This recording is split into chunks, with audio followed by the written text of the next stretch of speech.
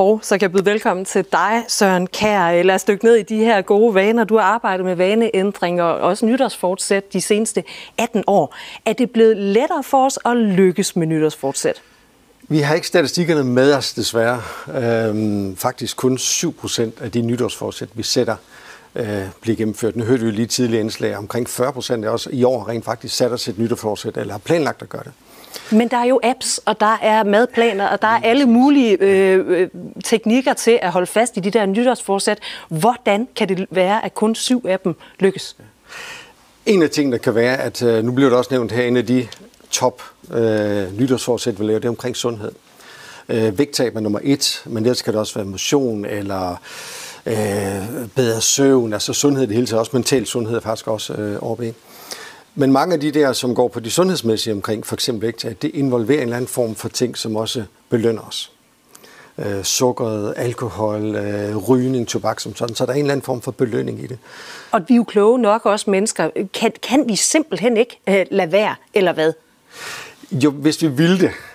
Vil folk det ikke nok? Det er jo det, der er problemet, det er, at altså, mit bud er, nu har jeg jo lavet det her, som du siger, i en del år som sådan, man skal ville det. Der er ikke nogen behandler, jeg lavede både coaching og hypnose, der er ikke nogen behandler, som kan få nogen til at gøre en ændring, hvis man ikke har lyst til det, hvis man ikke vil det. Man skal virkelig ville det.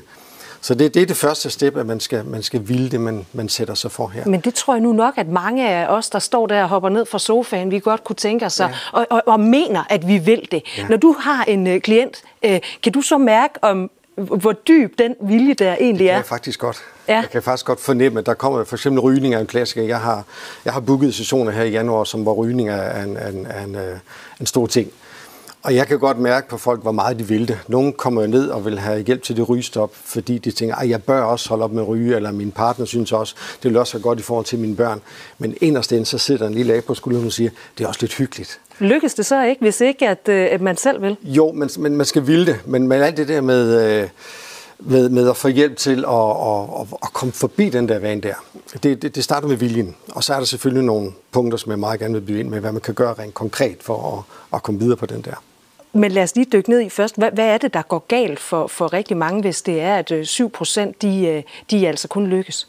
Min erfaring er det, at man vil det gerne, som du siger.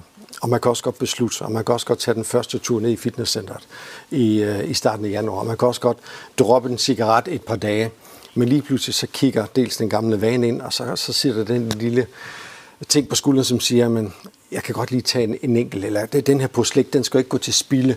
Så kommer man ind i rumlen igen, så det kræver, at man skal hjælpe sig selv til at fjerne de der unødige, svære ting, som gør. Og så er der nogle flere punkter, som du lige selvfølgelig skal nå ind på, fordi hvordan lykkes vi så? Ja. Nu står du her, du skal fortælle os, hvordan vi gør det. På.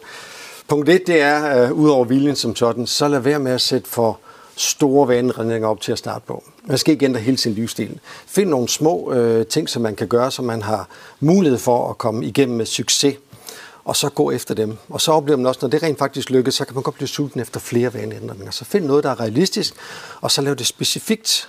Det er ikke nok at sige, at jeg vil være bedre til at spise sundt. Der bliver noget specifikt ikke. Det er heller ikke nok at tænke, at jeg vil begynde at motionere. Lav nogle specifikke mål til at sige, at jeg vil gå en tur hver dag på 30 minutter, eller hver anden dag. Lav det specifikt, og lav det positivt. Det er også en god ting. Og det allervigtigste? Det allervigtigste er det, at man skal gøre det, og så skal man gentage det. For gentagelsen, for det er jo let nok at komme i gang, men det at blive ved med at gøre det, det bliver svært. Og så find noget støtte. Find en buddy, en makker, en nabo, en søster, en bror, en partner, som man kan få støtte til. En, man kan ringe til. En, man kan få hjælp til. Få noget støtte på det. Det er en kæmpe hjælp. Og så lykkes det måske. Søren Kjær, tak fordi du kom. Selv tak.